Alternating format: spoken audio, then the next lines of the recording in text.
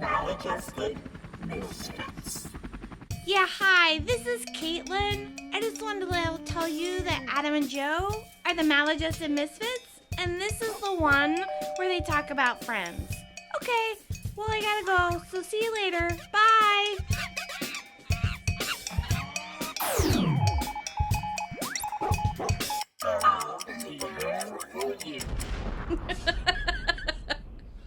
I might have to record that again. It sounded fine. And just a reminder, Caitlin does not speak for us. If she has reached out to you at social media, she does not represent the Maladjusted Misfits. Too funny. Welcome, Misfits, and hello to any new Friends fans that stumbled across our podcast. Every week, we rewatch the next episode in sequential order. How are you doing this week? Good. Good. Busy work week. Busy work week. Well, we're still trying to jam a lot in before vacation, even though this would be after vacation. Yeah, it'll play after vacation. It's like time traveling for us. All right. Don't forget, Misfits, that we have T-shirts. T-shirt store. On TeePublic. It's called the Maladjusted Misfits. But if you type in Maladjusted Misfits, it'll take you to our store. But there's also a link on social media for both Instagram and Facebook. So nice. Check out our T-shirts and maybe buy some. So far, I've only bought some for us. So. Well, that's really why we made it. That's you right. wanted some Friends T-shirts. I did. They didn't have some of the things that I wanted on them. Right. And I was like, that would make a good T-shirt. And we're like, well, let's just make it. So we did. And if you want one too, go ahead. Yeah, check them out because they're fun. All right. So what are we doing this week? We're doing the one with the Metaphorical Tunnel. Oh, what's our plot? Chandler tries to get over his fears of commitment. Phoebe poses as Joey's agent after she forgets to tell him about an audition. And Ross panics after seeing Ben play with a Barbie doll and tries to convince him to play with more manly toys. Our episode director is Steve Zuckerman. We haven't had Steve before. A new one. Yes, he directed 2 episodes of Friends. This one and the next one. Oh. Season 3, episode 5. Nice. And he directed 127 episodes of a show called Empty Nest. Oh, I used to watch that with my grandmama. Really? It ran from 1988 to 1995, starring Richard Mulligan, who's from Soap, which is another one of your favorite TV shows. I did like Soap. Our episode writer is Alexa Young. She came back. Uh-huh. She has written 2 episodes in season 3 and then 2 more in season 5. Okay. She wrote an adaptation of a book for a play called Fingersmith by Sarah Waters that ran for 2 seasons at the American Repertory Theater in Cambridge, Massachusetts. Fancy. I know. So I looked it up, because fingersmiths, that's a weird thing. Yeah. But it's a historical crime novel set in the Victorian era Britain. Susan Trinder is an orphaned into a home for thieves, pickpockets, and, if you will, a.k.a. fingersmiths. Got it. She is raised poor and learns to steal, cheat, and lie her way. Oh, just like And little then- Orphan Annie. ... Because you'll have to read the book. Oh. One reviewer said, I don't like to say this, but this book was a total mindfuck. Just like Annie. Sounds like right up your alley. Yeah. When was our original air date?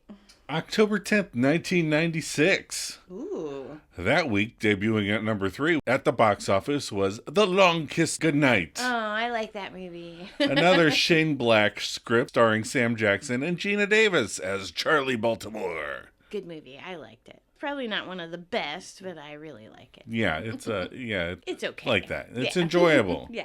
And at number 1 was The Ghost in the Darkness, a Michael Douglas Val Kilmer movie where they hunt man-eating lions. Really? Yeah. Did you ever see that? Yeah, I saw that I a couple times, I think. Really? Okay. Are you ready for some trivia? I am ready for some trivia. The supermarket where Chandler accidentally bumps into Janice is a branch of the Agostino supermarkets. These were founded in 1932 by brothers Pasquale and Nicola di Agostino. They used to have 26 stores, but due to, COVID and everything, they're down to 10 stores. But you see them a lot in New York City. They're seen in Death Wish, Will and Grace, and also in Ghostbusters. Dana is carrying a bag from there, and it's mentioned in the book American Psycho. Nice. So they are very well known. Yeah. I thought that was kind of cool. That's fun. The doll that Ben has is 1995 Winter Sports Barbie. Oh. And the Kiki beret was an add-on, which Margot Robbie wears a pink beret in the Barbie movie. Does she? Yeah. What part does she wear? When she's driving with that little dress and she has a little pink beret. Yep. Yeah. At the end of the episode, Monica reminds Ross of a song that he made up and used to sing when he was a kid. I am B, I drink tea, won't you dance around with me? It's the same tune as the Barney song. And it's the tune of the old rhyme, Old Man. Yeah, that's where I know it from. Right. I never watched Barney, but I remember the other one. Luckily, the kids, when we got them, they weren't into Barney because we adopted them, but Barney they never watched Barney. They never watched the Teletubbies. They never watched. Well, we kind of missed those. Yeah. Barney was early 90s, and they're 97, 98. Yeah, so funny. This is the first time Phoebe pretended to be an agent. She does it again in season 10 when she pretends to be Estelle to prevent Joey from finding out she's dead. So right. She's very good with the voices when it comes to being an agent. It's all right. So what were your episode reactions? Okay, reactions. Barbie dolls, G.I. Joes, under and over commitments, cross-dressing boys and ice cream eating women, fake agents and bad accents. Did I love it? You're flinging right, I did. I love it too. I think it's a fun episode. Anytime they make fun of Ross is fun. Yeah. So when Susan and Carol can get in there and make fun of him. Chandler and Janice, although Chandler goes a little crazy, I don't like how Janice is like, I'm divorcing my husband, but I'm not sure I'm committed to you. Well, I think it's just one of those things. Yeah. When you're getting a divorce, You're like, do I really want to get into a serious relationship? Yeah. And I like Phoebe's agent voice, but I like Caitlin's voice better. Yeah. And Rachel, she carries laundry and opens milk. It's a fun, silly episode. The Caitlin voice reminds me of the babysitter in The Incredibles. Oh, yeah. Caitlin, that's who I think of when Right. she's doing that. When she does that. That's funny. How about favorite lines? Okay, so Joe, you go first. All What's right. your favorite line? Uh-oh. I know. We left oars in there? We did. You usually take the oars out. I know. I do say this a lot, so I'm going to go with the Chandler line. Okay. When he's talking to Monica and Rachel thinks he said, I'm such a loser. And he goes, I said, so I'm not going to lose her? Because he seems so hurt. Right. When she goes, you're not a loser. You're not a total loser. Don't they do that exact same thing in Jerry Maguire? Yeah. So what was one of your favorite lines? Because you have two written down as well. I have two. Usually you delete one of mine, so I'm going to go with, well, the one I already said. You're flinging right, I am. That is a fun part. Like, this episode's kind of weird because it kind of seems slow in the middle. Okay. It when you're watching it, I was kind of like, this seems like a slower one. Mm-hmm. It's not a high-rated one. But you have that thing at the beginning, which is an iconic Friends, Joey trying to get into the milk. You have the bee thing at the end, and it's filled with iconic moments, but it's kind of more of a laid-back episode. Yeah, it is. It's true. It's kind of quiet. All right, favorite moment. I got to go with Chandler when he's trying to get advice from everybody about Janice, and he hits Mom's fake boobs twice. That's me. I love it. Yeah. And again, that was my favorite moment till I came across the other one. which was when Ross realizes he dressed as a girl and all the memories just come flooding back upon hearing that name B. You know, as soon as Monica said, "You made us call you B," he's like, "Oh no." Oh my God. How do you suppress that memory? Well, it's not suppressing. It's like, I've forgotten about things totally. That you didn't, And then you somebody remember. says a word and you're like, oh my God, yeah. Favorite outfit? I'm going to go with Rachel's. I'm going to call it her Irish outfit. Oh. She has on green plaid pants. It's when she's comforting Chandler. And then this shirt with some sort of Gaelic symbol on it. Yeah, they go with the red pants from the other season. Yeah, exactly. I think it's really cute. So I'm just going to say that outfit. And I'm going to go with Phoebe at the perk. When she's doing the whole agent thing the first time. Okay. And she's got a blue shirt and like flower pants on, but she's got a belt over just a plain sweatshirt. It looks very cute. All right, themes we explored this episode. I'm going to go with theme number 1, agents and auditions. Oh, yes. Agents and auditions. Theme 2, commitment. Oh, yeah. Chandler has a hard time. Either over or under commit, like Yes. he said. Theme 3, the good ice cream. Oh, yeah. I never do bad ice cream. I know, Why right? would you do that to What's yourself? the point? And theme 4, toys are gender neutral. That's right. Barbies can be played with boys or girls, as G.I. Joes can be played by boys or girls. Yeah. All right. Every now and then I play with my sister, and we play G.I. Joes, but I had the little G.I. Joes. Oh, and the Barbies were tall. Right. So Yeah. the G.I. Joes were always from a different dimension, Oh, that's funny.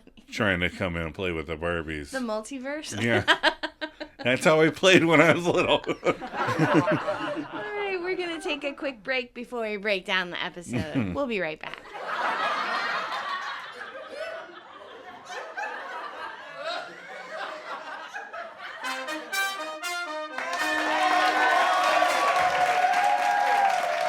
Welcome, everybody. Welcome to Amazing Discoveries.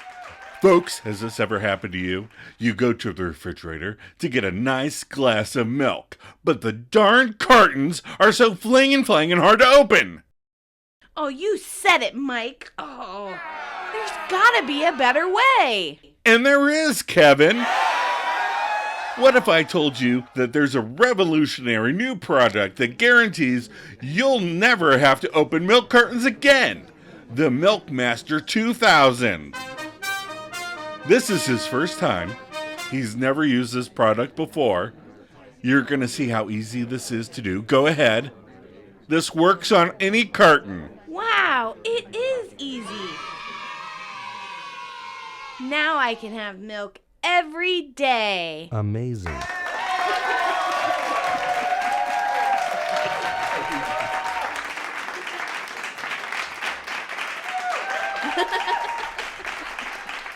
All right, so cold open. Cold open. This is going to sound familiar. We're technically in Monica and Rachel's. All 6 friends are there. Right. But on the television, Amazing Discovery starts playing, and an infomercial starring a Cosby sweater named Mike LeVay, who was on real infomercials called Amazing Discoveries. That is crazy. I could not believe it when you showed that to me. I looked this guy up. I was like, what has this guy been in? I was like, holy shit, these were real? It looks exactly like this. It does. They must have used the same set and everything. They must have. I was like, I never heard of these. Of course, I avoid commercials like, the plague. Right, yeah. You pass those by very Yeah. quickly. Also on the infomercial is none other than Joey Tribbiani. Mike starts by asking, has this ever happened to you before? You go get a nice glass of milk from the fridge, but these darn cartons are so flanging hard to open. Joey responds, oh, you said it, Mike. And then he tears an old-timey milk carton to shreds, spilling milk everywhere. And the guy's like, there's got to be a better way. And there is, Kevin. I think he nails the Kevin hard. Yeah. So like, and there is Kevin. Right. He says it in a way that you're like, this guy's name is anything but Kevin. And as all the friends are watching, they're enthralled because Joey is begging them to turn off the TV. This is not the first time they've watched this infomercial. No way, Kevin. Rachel's so cute. Then on screen, Mike is telling of a revolutionary new product that guarantees never opening a milk carton again. The Milkmaster 2000. Everything was just called 2000 in the early 90s. 2000 was supposed to be this like amazing year. Right. It turned out It was all right. Yeah. So, time out. I knew to explain to all the youngins the milk stuff. Oh, yeah. They used to come in these paper containers, and they were fastened with glue. And adhesive. And sometimes the glue was stronger than the paper. And when you're trying to open the cartons, it would tear and stuff. So this product was something that existed, that you'd stab it through the paper, and then there'd be a little spout. Nowadays, when you get orange juice, the spout is just already on there. That's right. It's got a little thing and a little pull tab because people are like, stop making paper cartons where they rip to shreds. Right. I remember just demolishing milk cartons.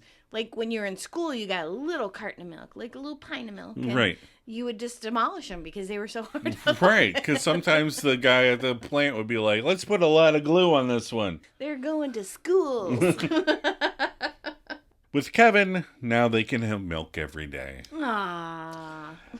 It was only complicated for people like Kevin, which is why all the friends are laughing at Joey and he wants to turn off the TV. Yeah, so right after that, when they actually go to the theme song, there's a cut scene. Okay. So Phoebe says, okay, we'll change it, and clicks the remote, and it's another infomercial with Joey. Oh! He's got a pedo mustache. Oh, no. Yeah, he's just got a mustache. And he's trying to thread a needle and stabs himself. And then he goes, there's gotta be a better way. Thanks, Kevin. And then Q, I'll be there for you. All right, so now we're at Central Perk with Monica, Phoebe, Chandler, and Janice. Chandler's reading the paper. Remember when you had to look up movie times in the newspaper? Yeah. And then it became that line that we talked about Yeah. that you called. It was like the same time where you had to open milk like that. That's right. So Chandler says, there are no good movies. The Long Kiss Goodnight just came out. Why don't we see that? Yeah. Janice would like that. She would. And Janice said, let's go to a bad one and make out. We never made out in a movie mainly because you love movies. Right. And, why would you pay for a we movie were there and then not to watch see it? the movie, yeah. But we should have made out during Scenes from a Mall. That was a bad movie, and we ended up hating it. Well, yeah, but we're sitting right in front of my parents, That's too. true. Maybe they would have left, and then we could have followed. Well, that's why we didn't. I forget why we didn't sit. I don't think there was enough seats. Yeah, there weren't. So we sat in front of them, and then we wanted to leave, and then we found out later they wanted to leave. Yeah, because but we weren't sitting together, so we couldn't all leave. So the movie was so bad. That was the only movie I wanted to walk out of, and nobody could. Yeah.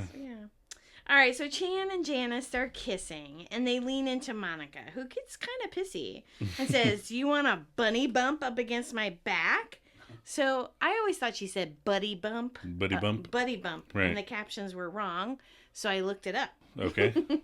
And there were a lot of posts about actual bunnies and how they typically bump or tap your paw when they want to say hello to you. Aw. Like Eleanor does when you're eating. She likes to put her paw on your arm to say, hey, I'm here in case you want to dispose of any food you don't. Yeah. She's like, hello, Eleanor here. But the Urban Dictionary says the act of making out while you and the other person are pressed up against an object such as a wall, a car, or a friend and grinding into each other. That's what bunny bump means. Oh. Gross. Nice. Yeah, I thought they were just doing an extended, like a Forrest Gump kind of thing. Right, like, right. You lean on me and I'll lean on you. Nope. It's in the Urban Dictionary. You're supposed to be there to help your friend grind up against the person they want to kiss. Oh. Yeah. Interesting. So anyhow, People are weird. It is weird. Joey enters. He's still slinged, because his arm still hurt. He's slung. Yep, slung. And he is a bit angry because he missed an audition because he didn't get a message from his agent. And Chandler says he does enjoy guilt, but it wasn't him. And Phoebe tries to drive a bus over him and says, yes, it was him. And then she goes, okay, it was me. It was also crazy. Chandler was in the closet counting to 10 and he was at 7 and I hadn't found a place to hide yet. We used to play hide and seek all the time when we got married. Right, we did. But we play hide and go seek with our friends in the dark. Yeah, we'd turn off all the lights and we'd hide and seek in the dark. It was fun. And then sometimes we'd make out during that. That we would, yeah. Because there was lots of places nobody knew about. But Phoebe digresses. She wrote it all down on her hand. And yep, that was his audition. Oh. Monica says, this is why I keep notepads everywhere. Oh, Monica. And this was almost my favorite line. Because Phoebe goes, yeah, that's why we don't invite you to play. My Aunt Sarah did that too. In fact, there was this place that we drove to once a year. And she would stock up on notepads. It was like this remnant paper place, and they would make notepads of all sizes of scraps of other paper products. Wow. And sell them for like 25 cents each. And she would stock up for the entire year for like $8. Wow. Yeah, it was fun. Where should we go? We should go to that place. I'll look it up and see if it's still open. So anyhow, Janice says WTF because get yourself another audition. Right. And Phoebe says it's unfair. And calls the casting director. Oh, no. Joey says she doesn't talk to friends. She only talks to agents. And Phoebe says, what a sad little life she must lead. So Phoebe has a brilliant plan, and this is where Caitlin is born. Yes. Phoebe does an impression of an assistant calling on behalf of Phoebe, and Annie answers. And Joey tries to stop Phoebe, but he only has one good arm, and she's much quicker. Yeah. He's trying to grab her like a T-Rex with the other arm. So Phoebe says that Estelle messed it up. She doesn't care that her husband left her and burned down the apartment. The world just does not stop. So Chandler chimes in, is anyone else scared? And Joey looks so pained. But Annie/Phoebe continues, and if Joey loses this opportunity, she's gonna fire her. So Annie gives Joey another chance. Phoebe whispers that she needs a pen. Chandler offers her one, and Phoebe bends him forward and takes the note on his neck. No, I don't know if that's the best place.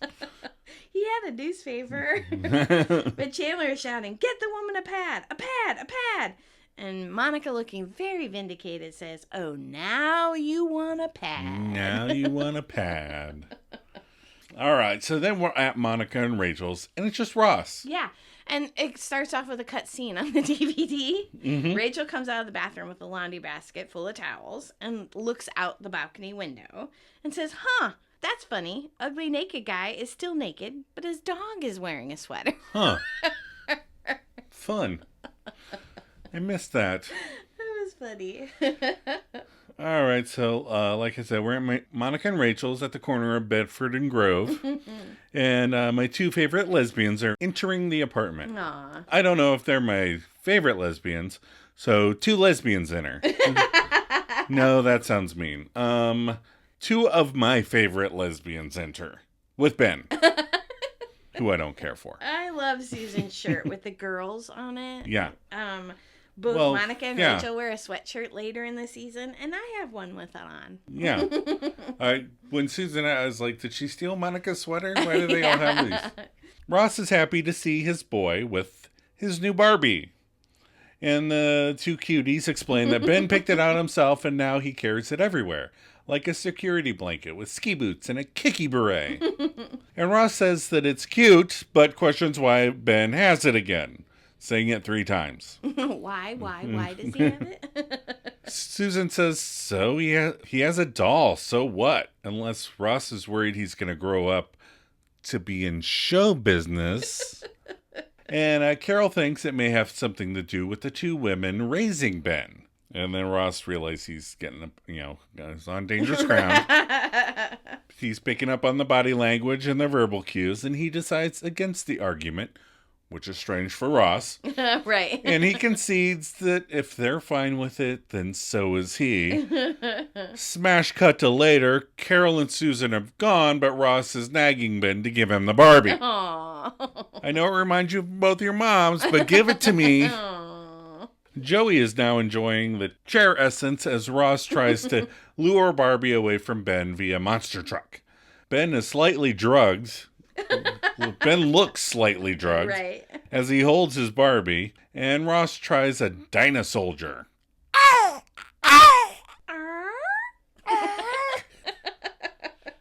And then Rachel scares the crap out of me, because where the F did she even come from? I didn't see the deleted scene. That's right. But she calls Ross pathetic. Now I'm glad she's there. Yeah. She asks why his son can't just play with dolls before slamming the Milkmaster 2000 easily into her milk carton and using the easy pour spout. Then Monica comes from her bedroom. Okay, I need a head count of who's all in the apartment. So far we have Ben, Ross, Joey, and Rachel, and now Monica. Okay. If anyone else shows up from inside the apartment, then, well, nothing. I guess I'll just continue talking about it. Monica emerges from her bedroom, half-dressed for work. She's missing a boob, so half-dressed. I get it. And she's missing the left one, her left boob. And Joey says he loved that movie, referencing My Left Foot, a movie about Christy Brown, born with cerebral palsy, who learns to paint and write with only his only controllable limb, his left foot, starring Daniel Day-Lewis, a movie I doubt Joey saw. Do you think My Left Boob was like a porno or something? Oh, man. That would be porno films based on dramas. The King's Speech could be really good. Oh. But Monica found her boob. Joey had been laying his head on it. And Monica files it away in her sweater. Then Chandler bursts in from across the hall, holding the phone and asking Joey to answer it. I like how Joey says, "Hey, I only got one good arm. You should be doing stuff for me. Go get me a sweater." And then help me put it on. Right, because I'll have to take this off. But it's Janice on the phone. And if he answers it, he's going to have to see her tonight. And it stops ringing. And he's going to have to see her tonight. And Rachel queries as to why he does not want to see Janice tonight. He responds with, last night at dinner, she put half in her chicken piccata on his plate and took all his tomatoes. And they stare at him confused, and Ross ventures, that's bad because you hate chicken piccata. No. You didn't want to share your tomatoes? Tomatoes are very important to you. No. I don't know. A trade for chicken for tomatoes sounds good to me. Right? But not Chandler. No. To him, it was a sign that they were a couple. He heard an alarm in his head. Run for your life. Run from the building. It must be exhausting being that neurotic. Yeah. Not being like, oh, I get extra chicken. Rachel thinks men are unbelievable, and Monica chimes in too. The Minutemen feel something, they have to run away. And Chandler starts to say something, but is distracted by Monica's enormous chestal region. And then he confesses that he doesn't want to go because he doesn't want to say something stupid. Aww. And Monica turns this around to that guy thing where you act weird and distant until the girl does the breaking up. And Joey asks, You know about that? but Chandler is actually crying for help. Yeah. Which, when you think about it, is a cry for help. And he wants to get past this. He wants to not be afraid of commitment. Mm-hmm. He wants to go through the tunnel to the other side. And Joey appears confused, but Ross explains, the title of the episode is The Metaphorical Tunnel. And when you get to the other side, there's no fear of commitment. Oh. And he's like, oh, that's what the title means. And Chandler starts to say, so do we have any... And then his hand gesture hits Monica in the giant fake boob, and she laughs. Any thoughts here? So Joey said he has not been through the tunnel, as he understands that you can't go through with more than one girl in the car. And then he points out that it's like anything else. Face your fear. Fear of heights? Go to the top of a building. Afraid of bugs? Get a bug. You fear commitment. Get committed. Not like an insane asylum person, but become the most committed person you can be. And Rachel thinks that makes sense. And Joey tells him to go for it. Jump off the high dive. Stare down the barrel of a gun. Pee into the wind. And Chandler thinks if he's looking down the barrel of a gun, he's pretty much peeing whichever way he can. As would I.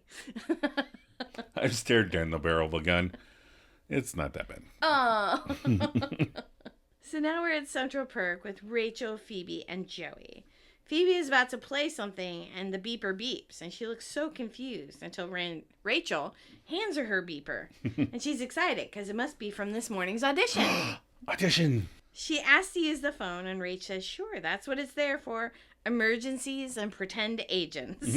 Caitlin comes back and patches her through to Phoebe's car phone. Nice touch. Yeah. Joey got the audition, and Phoebe says she's not sure if he'll work for Scale, but Joey assures her he will, and she says he will. I ask Adam all the time what work for Scale means. Like, every time we watch this, or like someone says work for Scale. So here it is. They are paid the minimum amount allowed by the union agreement for their work on a project. This minimum pay rate is determined by actor unions like SAG-AFTRA and Actors' Equity Associations. That's what Scale means. Right. Now, sometimes, like Joey should be making a little bit more than Scale. Right. But, like, movie stars earn way more than Scale. Scale, right. Unless, like, Bruce Willis worked for Scale to be in Pulp Fiction. Oh. So, like, he took some back-end profits, or? Pulp Fiction, I don't think so. I think he just took a lower salary just so he could be in it. Oh, fun. Like, every now and then somebody will take a lower pay just so they can be part of a project. That's cool. So Phoebe, the agent, says she would love to have lunch with Annie. How about next? And then she hangs up because she went through a tunnel. Ooh, nice. Joey is so happy, and Phoebe says she never talked on a car phone before. So there's an extra in the background, a white guy with a goatee. Okay. And I see him all the time. And I'm like, there's that guy. There's that guy. Okay. So I'm going to just call him Cornelius from now on. Okay. And I might start giving him a shout out when Cornelius shows up. Because, again, I see him all the time. He's an extra you see all the time. Right. Okay. He's one of the ones that they reuse a lot. And he's right behind Phoebe's right shoulder in this scene. I did see him. And so we'll have to remember to call out Cornelius when we Got see it. him. So Joey nags for more auditions. Phoebe says it was only fun the one time. And Joey assures her it's only one. But it turns into 4 auditions. 4? Yeah, and she reluctantly agrees. So now we're at Chandler and Joey's.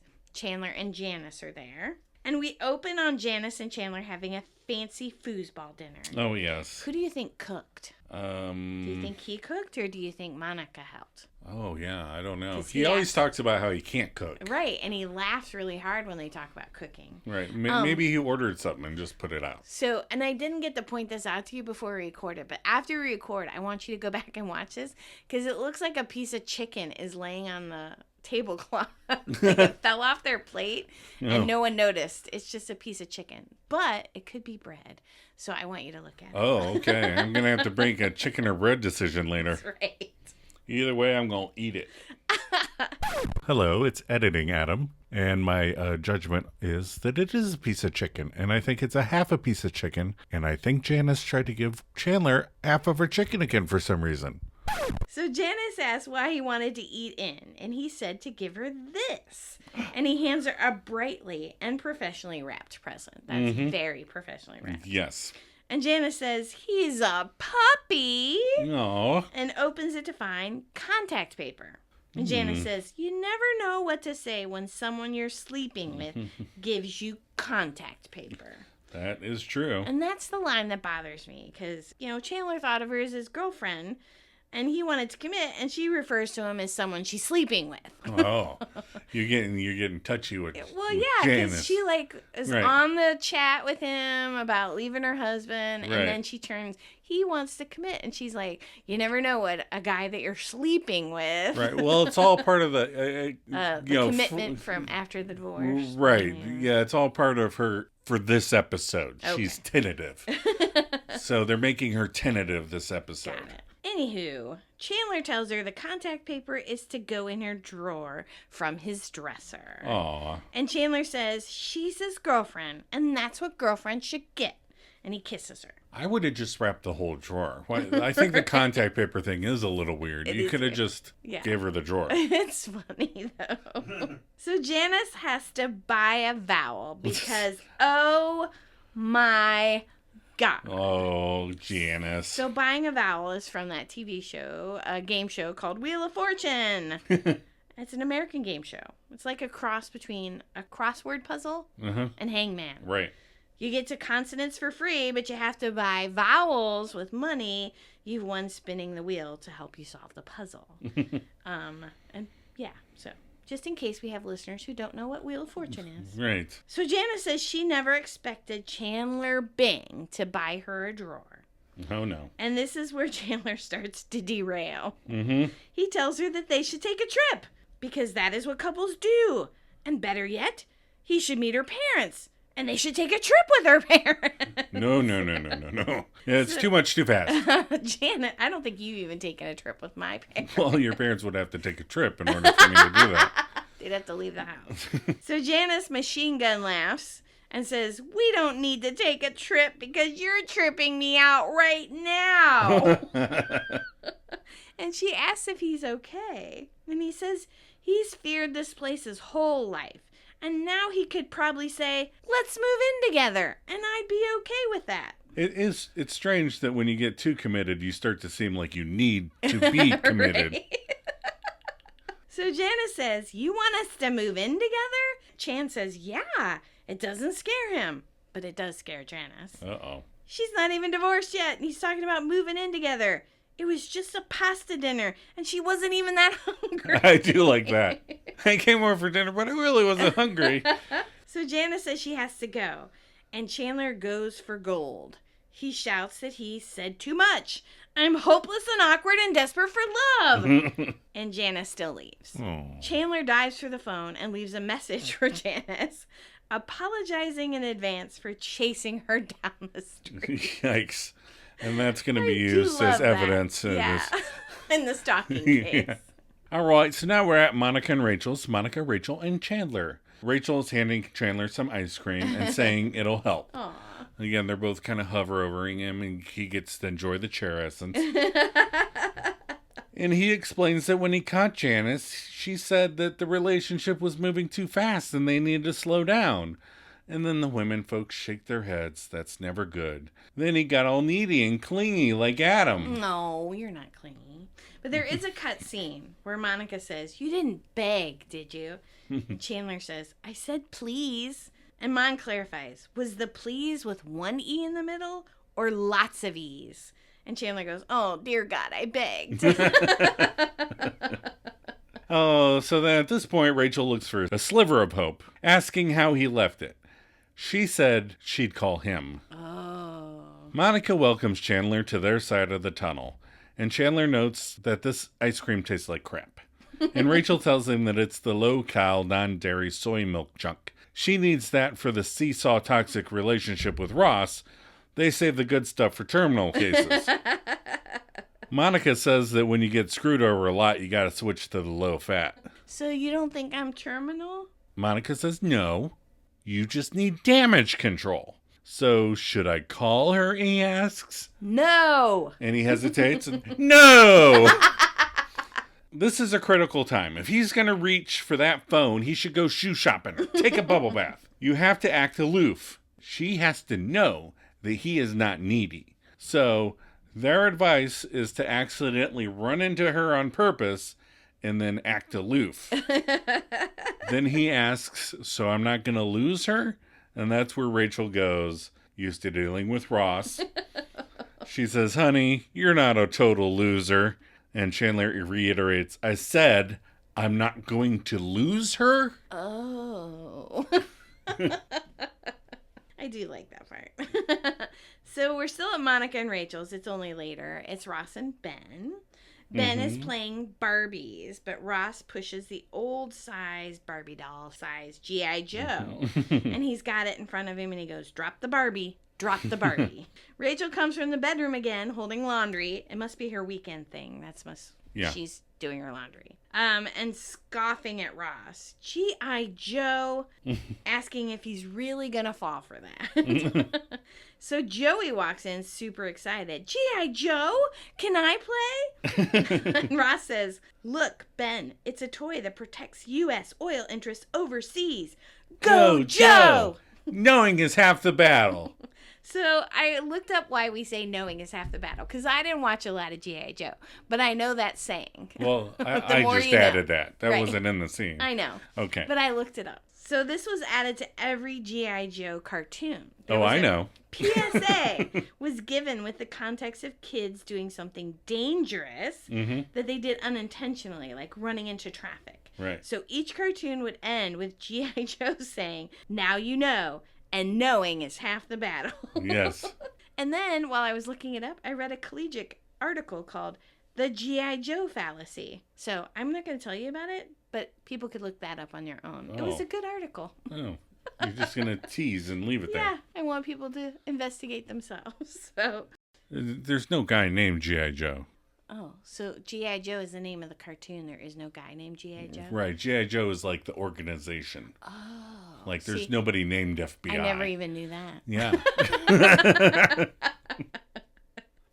That's funny. So Phoebe walks in and then walks out because she sees Joey. But Joey runs after her. Not because he's hopeless and desperate for love, though. Because he's waiting to hear about his auditions. So she reluctantly tells him he didn't get it. And Phoebe points out, it's terrible, terrible business. And she doesn't want to be the person who makes his face look like that. You can't see it, but Adam's doing a pretty good impression of his face right now. So Joey assures her, but he's sad and creepy, and Phoebe wants to quit. But Joey says she's the best agent he's had, and rejection is part of the job, and you can't take it personal. Toot little fruit. So Phoebe lays it on. Okay, not personal. They never met an Italian actor with a worse Italian accent. I suspect it, But Joe does the face again. But he says, agents lie. They always say they went another way, and he can work on this feedback. With a really terrible accent. Right. Now, see, that's why you have to practice. Oh, I can work on my accent. So Phoebe agrees if it will help him. And then Ross comes out of the apartment with a ladle and a bandana playing Getting Shot in slow-mo. And he goes, "You'll never get me, Joe." Yeah, I've seen you play Getting Shot many times. Well, there's that episode of Spaced, remember, where all the boys are... Oh, yeah. They're like, their theory was no matter what situation you start playing guns with any guy, they'll jump in and start playing guns with you. And they'll pretend to fall down and get shot. All right, so now we're at DeGastino. DeGastino Groceries. And it's Janice and Chandler's there, too. Janice is grocery shopping. Right. And this is how he met Eddie. You think he'd be soured by the grocery store experience. Right. But no, Chandler is lurking around an aisle, stalking about as well as Malcolm did. In the last episode. Yeah. So I guess that's the plan. So he gets spotted. And, oh, hello, Janice. How have you been? And Janice asks, are you being British? And playing aloof does often come out British. I like how Chandler goes, not anymore. Not anymore. Oh, hello, Janice. Janice must have played Clue a lot as a child because she quickly puts together that Chandler is scoping out D'Agostino's waiting for her. He tries to play it off. Yeah. As if he's going to a party and grabs the first thing he sees, which is, unfortunately, barley. And Janice doubts this barley party is taking place in Chelsea, New York, at Chelsea's place. Janice, again, quick on the deduction, says one of two things is happening. Either he's getting with this Chelsea, which makes him the biggest jerk on the planet, or for some reason he wants her to think that he is, which makes him so pathetic she could just cry right there in the cereal aisle amongst the devil dogs and the gras-outs. Because they have all the cereal boxes censored. Well, most of them anyway. Right. And Janice asks which of these douchebags he wants to be. And he asks if he can be that guy over there. I like that. We're back at Central Perk with Phoebe and Joey. And Phoebe says she has more rejections he can work on. So the zoo commercial, you weren't believable as a human being. So work on that. Ooh, that was from the zoo. The off-Broadway play, people said he was pretty but dumb, to which Joey is not overly offended until Phoebe corrects herself and says, oh, sorry, pretty dumb. Oh, yikes. So Joey stops her and says he appreciates it. She's the better agent, but he's gonna go back to Estelle. Because at least she doesn't make him want to blow his pretty dumb brains out. As if he could figure out how to do that. Aww. So Phoebe says, okay. Then Joey goes, wait a minute. Did you make all that stuff up to get out of being my agent? Phoebe plays along and says, oh, you caught me. That's what I suspected. Oh, no. Poor Joey. Wasn't as... I'm not bad at accents. No, you're good at accents. No, it was Joey. Oh, Joey, yeah. Because he can't speak French later. All right, so Chandler, Monica, and Rachel. Chandler's being comforted by his gal pals again. He confesses to throwing the barley at her and running out of the store. Monica tells him he was supposed to be aloof, not a goof. He thinks he may have ruined it. It's time for the good ice cream now. And there's a cut line. So Monica's rubbing his arm and says, everything is going to be okay. Mm-hmm. You know why? Because you have 65 grams of fat coming your way. Aw. So I looked it up because I was like, that's a lot of fat. Mm-hmm. So I looked up the fattest ice cream, or the most fat calories from ice cream. Are you ready? Yeah. All right. Clocking in at nearly 1,400 calories a serving, Tillamook's Double Nutty Peanut Butter Ice Cream is overflowing with fat, clocking in at a total of 102 grams. Wow. So for context, you could eat half a jar of Smucker's natural peanut butter, which contains about 1,330 calories and 112 grams of fat as a comparable treat. Oh, wow. Half a jar of peanut butter. Right. What about half a jar of jam? Two others came in very close. Ben & Jerry's Peanut Butter Cup and Chubby Hubby are a close second with 96 and 84 grams, respectively. Wow. So anything with peanut butter in it had a high fat content. But Chubby Hubby has 96 grams. Yeah. Isn't that crazy? That is. Yeah. I have a lot of grams of fat in me. All right, now back to the podcast. Then the phone rings. It's Janice. He asks her to hold and then asks the gal pals what to do. They deal with men. This is new territory because a man would never call if they did that. As a man, I have less respect for Janice that she called after that. Hey! But Chandler tries to get advice from the ladies, but Monica says, just pretend he just woke up and he's sleepy. And Rachel adds, be grumpy. Stop naming dwarves! And he starts talking to Janice and thanks her for calling. And he pushes Monica out of the way and walks across the room. He admits to acting weird and explains it's just because he's crazy about her. And he got stupid and scared and then more stupids. And he's sorry. And then the gal pals look at each other. And Chandler giggles and says, really? Really? And Rachel tells Monica that Chandler's so lucky. If Janice was a guy, she'd be sleeping with somebody else by now. Aww. And on the phone, Chandler says, I love you too. And Monica thinks it's unfair, and the gal pals start eating the 65 grams of ice cream. Grams of fat. 65 grams of fat, yep. So we're at Monica and Rachel's. Monica, Ross, Carol, and Susan. Carol is now scoffing at Ross. G.I. Joe! G.I. Joe! Ross, in his superior tone, says, sorry, guys, that is the doll he chose. Susan asks if he dipped it in sugar. And Ross explains G.I. Joe is in and Barbie is out. Not today, man. Barbie grossed $1.45 billion worldwide. No, and the G.I. Joe movies were not very good. No. So, Barbie is in. So Ross finishes with, if you can't handle it, that's your too bad. Remember when he used to say that? You're too bad. So Monica's still eating the good ice cream, now with chocolate sauce, and asks what the big deal is. He used to dress up like a woman. Oh. Ross says, what? And Mom goes on to explain that he used to dress up in Mom's old clothes. She'd wear a dress, a big hat, the pearls, the little pink handbag. Ross says she's totally making it up. And she says, how can you not remember? You made us call you B.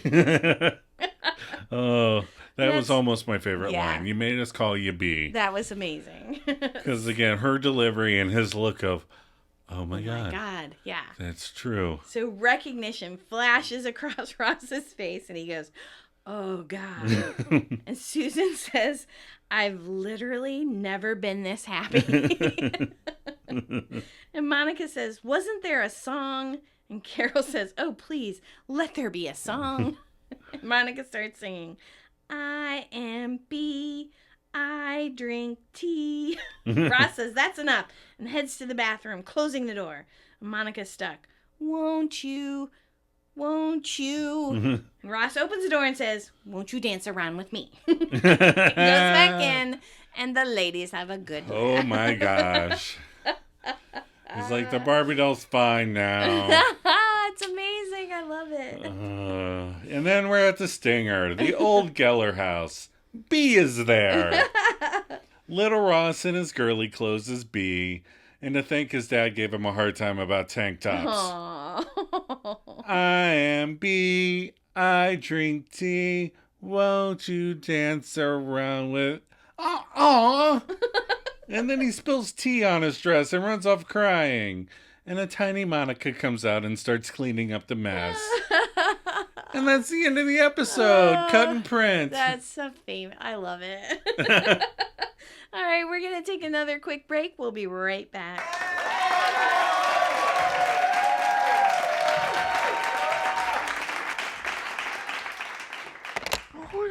Hello, this is Caitlin from Phoebe Buffet's office. Is Anne there for Phoebe? She'll know what it's about. Annie, hi. Listen, we've got a problem with Joey Tribbiani. Apparently he missed his audition. Who did you speak to in my office? Look at Estelle. Estelle? No, I don't know what I'm going to do with her. No. All right, so your husband leaves you, then burns down the apartment. The world does not stop. Oh, goodness. Right. Well, look, if Joey loses this audition, then that's it for Estelle. I don't care. Okay. Annie, you're a doll. What time can you see him? Okay, no.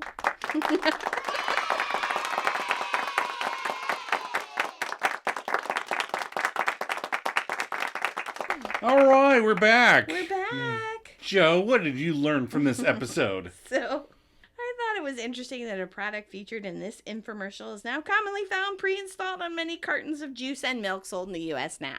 Yeah. I just thought that was funny. Yeah. That they had this infomercial, and now that's how our milk cartons and juice cartons are. Yeah, they just made them like, because it was a problem. Right. Every now and then you would lose some milk.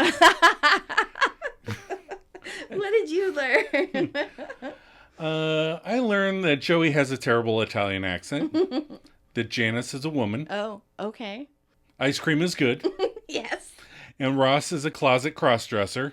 If he wanted to be the one dressed in the Leia bikini, he should have just spoken up. Although that seems like something Phoebe would be more into than Rachel.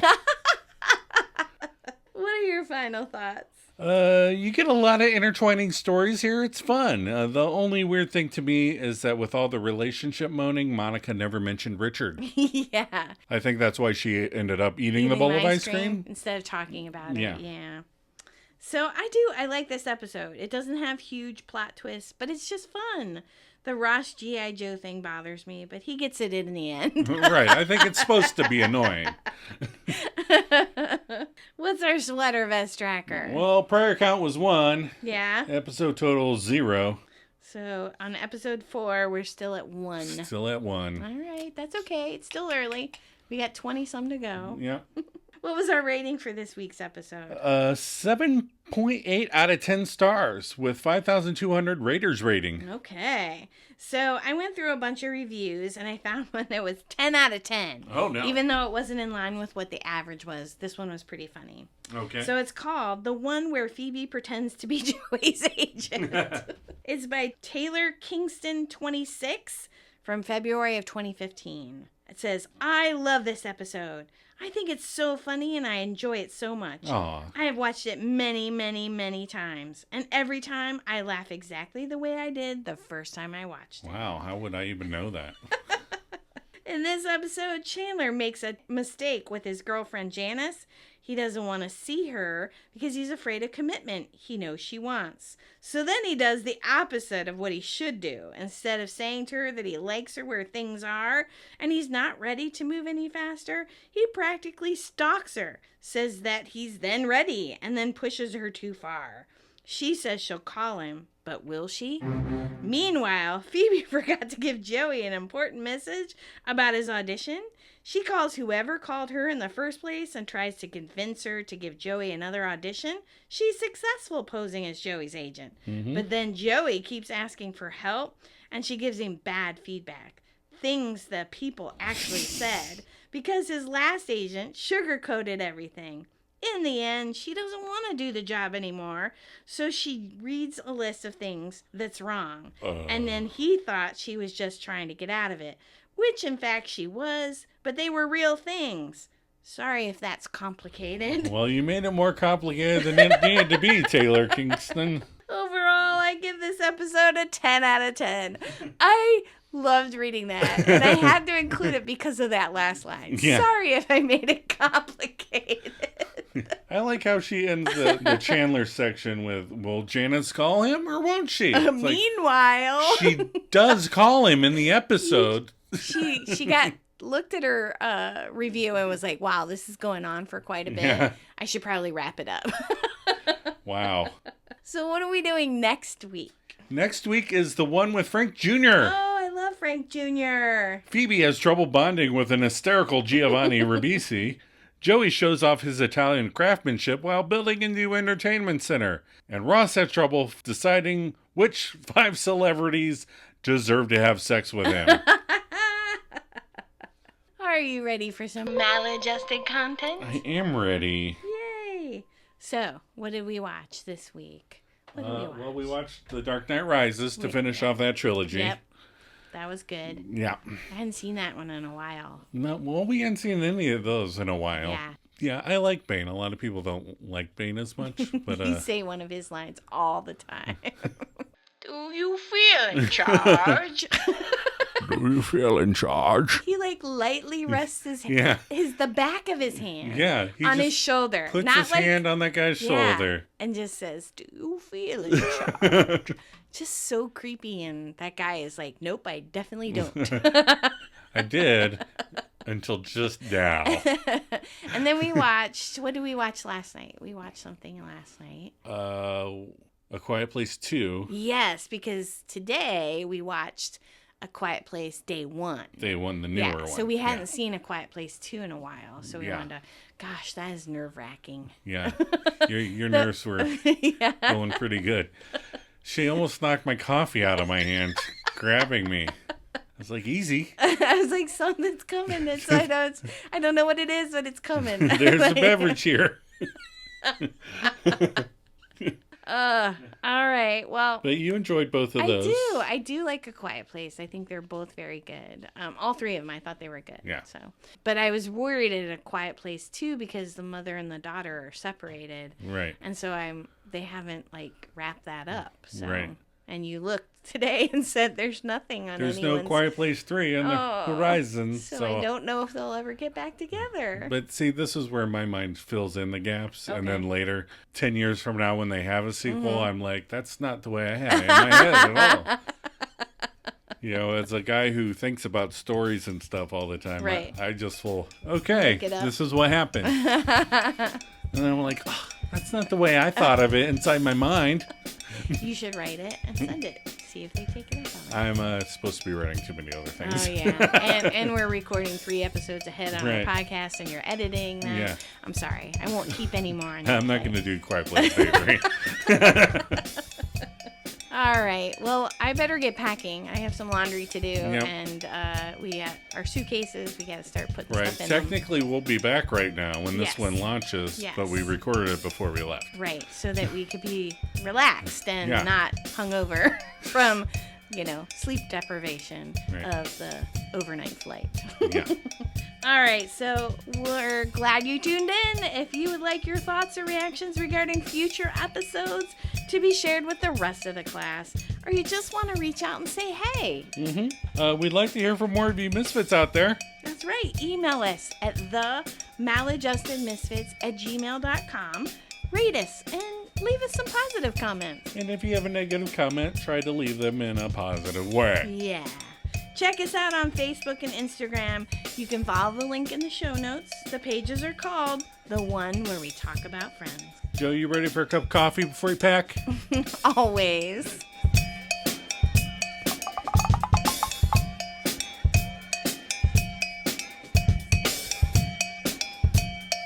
So now you want a pad.